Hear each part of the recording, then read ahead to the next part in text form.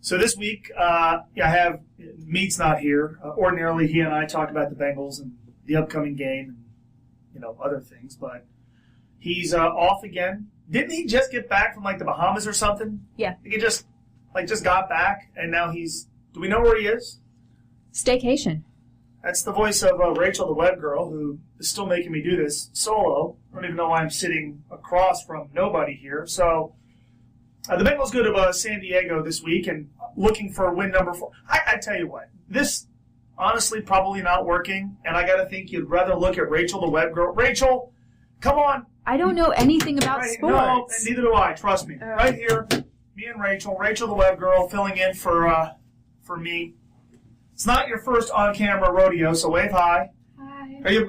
It's a Bengals video. Are you a big Bengals fan? Big football fan? I'm still adjusting to Cincinnati sports. And from where? Chicago. So you're a Bears fan? As much as you can be a Bears fan. Well, the Bears are pretty good. What are you talking about? Oh, boo-hoo. Shed a tear for the Bears. In my lifetime, they've won the Super Bowl, and they've been to the Super Bowl. It's very similar to Cincinnati. We have a lot of disappointment in our background. Well, hey. In Chicago, you had Michael Jordan.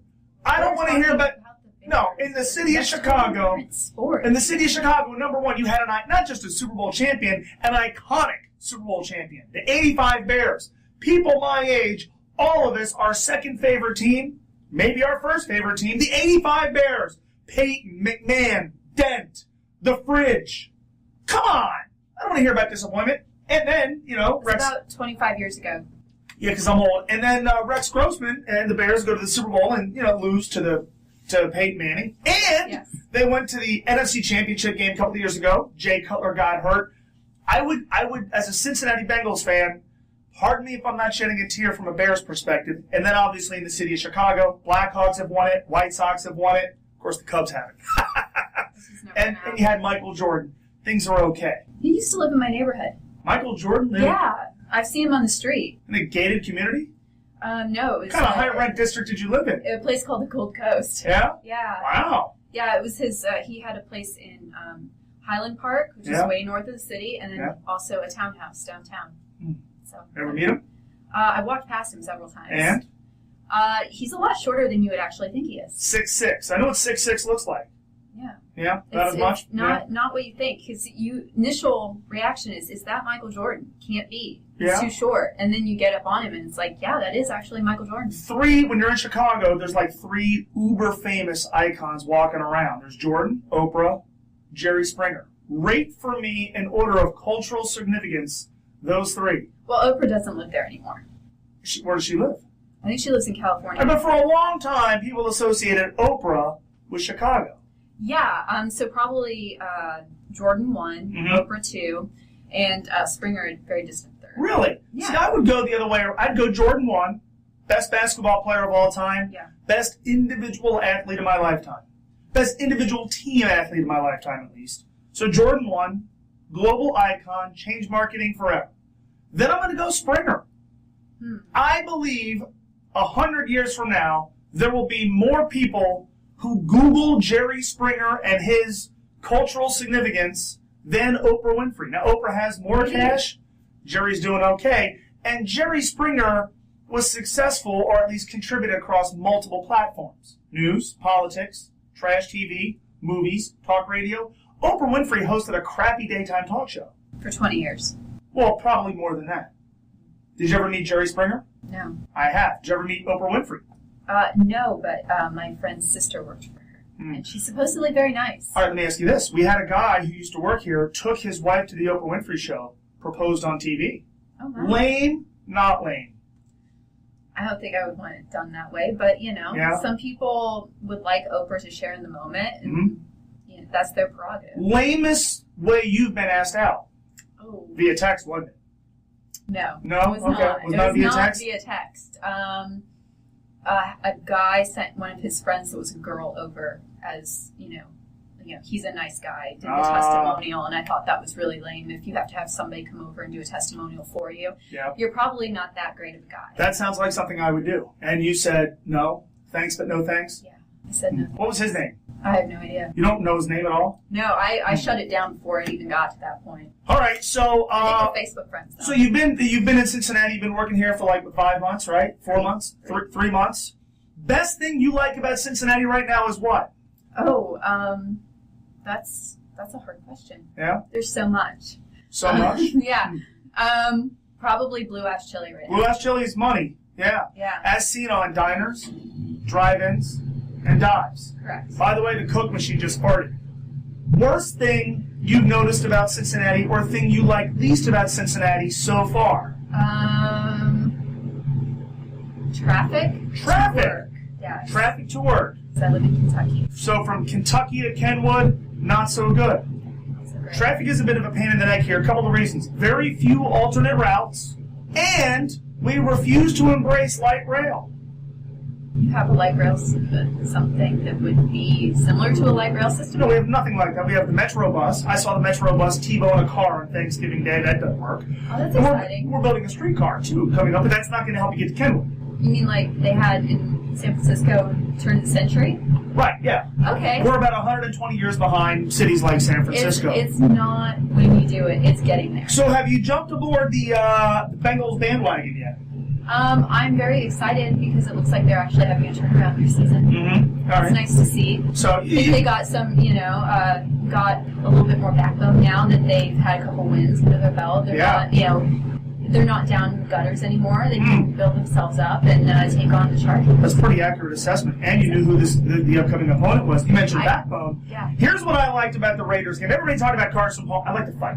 All right? I like the fact that the Raiders are taking cheap shots at Andy Dalton. Andrew Whitworth gets up and gets in the guy's face, shoves him, fight ensues, all hell breaks loose. Whitworth gets fined $26,000. I like a team that has guys who stand up for the other. As a woman, when you see football players in full body armor fighting each other, what does that do for you? Are you attracted by fighters? I'm a hockey fan, and it's mostly because of, the on-ice brawls. I mean, On-ice brawls do it for you? Yeah, it's an exciting feature of the game. I think one commentator put it best that it took 3 guys to separate the fight on the Raiders' end because they can't actually defend anyone. Right. So that was my favorite commentary on the fight. I don't think that, I think the fines were a little bit harsh. I know that they have to set an example, but it seems a little bit unnecessary when every other sport has such scuffles almost on a game basis. Game basis. Well, no, baseball, there's not many scuffles. Baseball kind of polices itself. Baseball players kind of soft. All right, so now, speaking of soft, the Bengals go to San Diego and take on the Chargers. The Charge had a 4th and 29. All they had to do was stop Baltimore. Ray Rice takes it 29.5 yards. Ravens come back and win it overtime. So now San Diego reeling. Do you think they should or will fire head coach Norv Turner? Not until after the season. Not until after the season. No, and this is, I think it's a downward spiral. Hopefully one that the Bengals can use for their advantage because they also had the bad showing against the Broncos too. Wow. I don't think they'll make any changes in coaching staff until after the season, which their season is pretty much already done. They're not really in contention for any post-game action, but could be a spoiler for us. That's pretty good. I'm telling you, maybe just next week you just sit here by yourself. All right, so you used to live in Southern California. Yes. So the Bengals now have to get on an airplane and fly to Southern California. Or if city leaders in Cincinnati were designing travel, they put them on a train. And so now, do you think that the flying to the West Coast, do you think that's a big deal, or do we make too much out of that? I think playing in altitudes would be way worse. In Denver. Yeah. Yeah, Rocky Mountains. Yeah, a game in Denver would be much worse than West Coast. I mean, it's sunny and 70. I think they'll be fine. If you're in San Diego, why would you go to an NFL football game? Beautiful Sunday afternoon. The weather's going to be gorgeous. Every day is beautiful. Right. There, I mean, you just eventually run out of nice things to do, so you go watch football. Right, exactly. You watch your Chargers, be horribly defeated by our Bengals. All right. See, I like where you're going with that because I have a hard time, not regardless of who the Bengals are playing. If they were playing the Patriots this week, I'd pick against the Bengals. If they were playing, I don't know, the Packers this week, or the Green Bay got drilled by the Giants, I would probably pick Green Bay. Same thing for Atlanta. maybe same thing for Houston. The way the Bengals are playing right now, specifically against bad teams, I can't pick them, namely against the bad team. I think the Bengals go to San Diego. I think they play well enough to win. Maybe not nearly as dominant, but I still say the Bengals win by 10 points. I'm going to say good guys 27, bad guys, Bolts 17. I'm going to say that hopefully it goes well. Both teams in the past have very similar playing styles in the sense that there's a choking on both sides. There is. So it could go either way with the Chargers knowing that they have nothing left to lose, playing like they do, which is how the Bengals have kind of pulled out in the last few games because they really probably thought it was over. Sure. So I say they'll still take it by 14. I want to say 21-7. 21-7. Do you think the Bengals will hold Phillip Rivers to just one touchdown? Well, you have 3 safeties out as of right now on the Chargers, so. All right. Thanks for. Can you just kind of come here next week and maybe he can run the camera or something? It's up to you. Yeah, I think we're going to make that executive decision. All right. So we both say the Bengals win. Meet. We didn't miss you. Wave. Bye-bye. Bye, guys.